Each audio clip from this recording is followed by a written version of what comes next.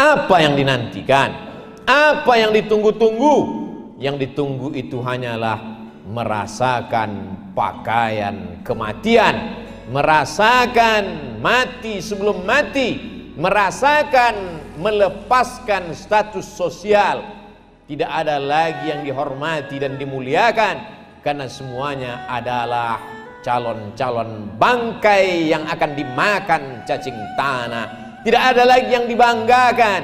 Oleh sebab itu keluar dari ibadah, keluar dari wukuf, keluar dari haji, hilang angkuhnya, hilang sombongnya, lepas dari segala keegoan keakuannya. Itulah mereka yang sudah lulus dalam ujian ibadah. Syahadat dia lulus, berkata asyhadu an la ilaha illallah wa asyhadu anna muhammadan rasulullah. Salat lulus, subuh, zuhur, asar, maghrib dan isya. Bahkan ditambah dengan du'a dan tahajud qabliyah, ba'diyah, witir. Puasa lulus, 14 jam lamanya menahan makan, menahan minum. Tapi ketika diminta untuk melepaskan pakaian kebesaran, diminta untuk meninggalkan dunia sejenak, maka bangkit cintanya kepada dunia. Wa tuhibbunal mala hubban jamma. Kamu amat sangat cinta kepada dunia sebenar sekuat-kuat cinta. Oleh sebab itu, maka dalam puncak ibadah dalam Islam adalah ibadah menunaikan fardhu fardu haji bagi setiap yang beriman.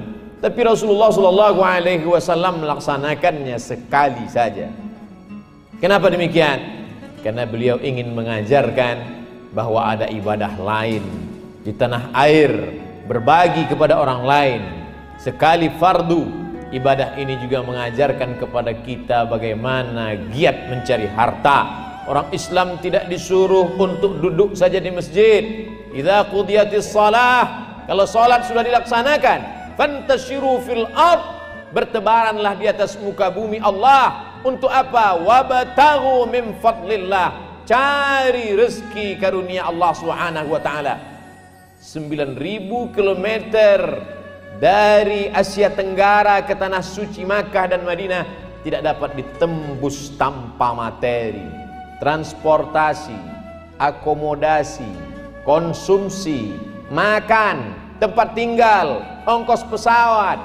Oleh sebab itu maka orang yang memilih untuk tidak punya harta, memilih merasa kalau miskin lebih cepat masuk surga, maka sesungguhnya surga juga berpihak kepada orang-orang yang kaya dan punya harta.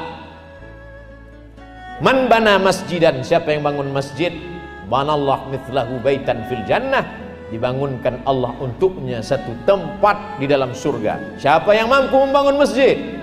Orang yang kaya.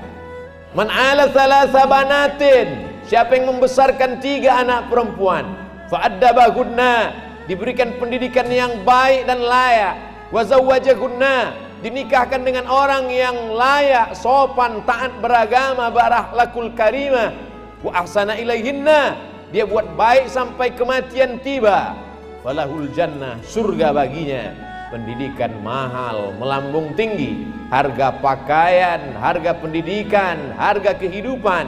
Siapa yang sanggup mendidik 3 anak perempuan? Orang-orang kaya. Ana, kata Nabi SAW, aku wa kafilul yatim, dan orang yang menyantuni anak yatim, kahataini fil jannah, seperti ini dalam surga. Nabi menunjukkan as-sabbabah, jari telunjuk, wal wusta, jari tengah, wa farraja bainahuma. Beliau jarangkan antara jari telunjuk dan jari tengahnya, menunjukkan betapa dekatnya baginda dengan orang yang menyantuni anak yatim. Siapa yang sanggup menyekolahkan anak yatim? Juga orang-orang kaya. Lalu ketika kematian tiba, siapa yang amalnya mengalir tidak putus? Disebutkan dalam Sahih Muslim, idza matal insan, kalau insan manusia itu mati, inqata'a, putus, tapi ada yang tetap mengalir. Di antara yang mengalir itu adalah sadaqatun jariyah, sedekah jariyah. Siapa yang mampu bersedekah? Jika orang-orang kaya.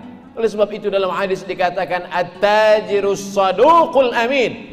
Tajir pedagang, saduq jujur, al-amin amanah, ma'an nabiyyin. Mereka akan dibangkitkan di padang mahsyar bersama para nabi, was-siddiqin bersama orang-orang yang benar, wasyuhada bersama orang yang mati syahid, was-salihin bersama orang-orang yang saleh. Oleh sebab itu Nabi Muhammad SAW tidak miskin. Nabi Muhammad SAW adalah orang kaya tapi hidup bersahaja. Nabi Muhammad SAW adalah orang yang banyak harta tapi mencari harta bukan untuk dunia. Dunia hanya jembatan menuju akhirat. Ibadah haji mengingatkan kepada mati. Setelah keluar dari mati hidup kembali, maka kehidupannya adalah untuk menuju akhirat. Kalaupun dia sibuk mencari harta, pagi pergi pulang petang, maka yang dicarinya itu untuk menerangi kuburnya. Al-Kayyis orang yang cerdas, Al-Kayyis orang yang berakal, bukan orang yang IQ-nya tinggi, bukan orang yang indeks prestasinya melambung. Orang yang cerdas adalah mandana nafsahu, orang yang mampu menundukkan hawa nafsunya, wa amila lima ba'dal maut, dan dia mampu beramal setelah mati. Bukan beramal sebelum mati, membangun rumah yang besar, beramal sebelum mati. Membeli kendaraan yang mahal, beramal sebelum mati. Tapi ada orang yang cerdas. Siapa itu? Orang yang mewakafkan tanahnya untuk masjid, beramal setelah mati. Orang yang menyekolahkan anak yatim pendidikan gratis, beramal setelah mati. Itulah orang yang cerdas, karena itulah yang akan tetap dibawa setelah mati. Mengapa sampai hari ini kita masih hidup? Tanggal 8 Zulhijjah, berapa banyak orang yang amat sangat ingin hidup hari ini, tapi ternyata ada yang lebih cepat daripada keinginan, yaitu kematian. Jawabannya ada dalam surat Al-Mulk juz 29. Alladzi khalaqal mauta, dia yang menciptakan mati, wal hayata, dia yang menciptakan hidup. Untuk apa dia buat hidup dan mati? Untuk apa dia ciptakan ada kehidupan, ada kematian? Liyabluwakum ayyukum ahsanu amala, untuk menguji siapa yang paling baik amala. Bukan jabatannya, bukan hartanya, bukan rupanya, bukan kuasanya. Allah ciptakan hidup dan mati. Allah ingin menguji siapa yang paling baik amala, amalnya. Hai orang yang kaya, hai orang yang punya kuasa, semua akan sirna, tinggal tak berkesan apa-apa, karena dunia ini hanya sementara. Yang kekal abadi adalah illal ladzina amanu, kecuali iman, wa amilus shalihat, dan amal saleh.